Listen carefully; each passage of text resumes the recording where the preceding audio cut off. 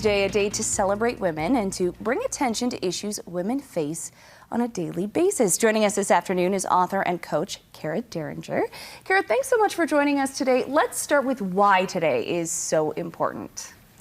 Well, it's International Women's Day, so it is such an important day. You know, we celebrate Pride Month, and so all of these celebrations, especially for women, is absolutely critical that we take a moment and honor their accomplishments and also look at how we can continue to support and advance women. And there is still a lot going on, and I think a lot of people don't think about it. We're in 2024.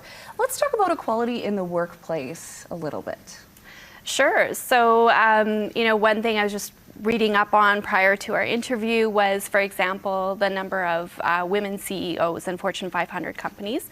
So in past years, we've seen numbers of, say, 5 to 8%. We celebrated 10% in 2023. And still, you know, we look at that's not equal representation. So in a variety of industries and positions, et cetera, there is room to grow. And what can people do, what can businesses do in order to change that? I think it's a great question. I think organizations are looking at those questions. Pay equity, for example, in terms of objective lenses and evaluations. And when we're looking at unconscious biases, sometimes even in evaluating systems, we need to be aware of how our biases might be influencing our evaluation. So there isn't an easy answer, which I think is why you're asking the question.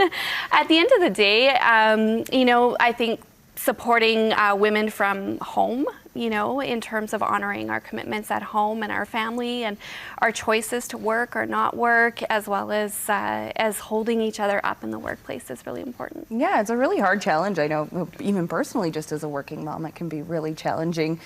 There's also some unique challenges when it comes to entrepreneurship. Can you talk a little bit about what are some of the unique challenges women face in entrepreneurship? Yeah, great question. So it can look like something that you can put your fingers on, like having challenges accessing financing, funds.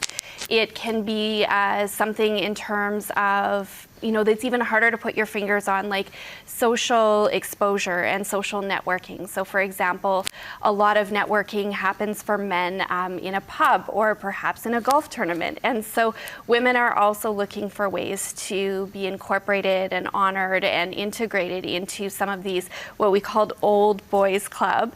And so again, just room for expansion and creativity. Yeah, thank you so much for joining us today to talk quickly about this majorly, I mean, we could do a whole hour sit down on some of these issues, but thanks so much for joining us today. Yeah, thanks for having me.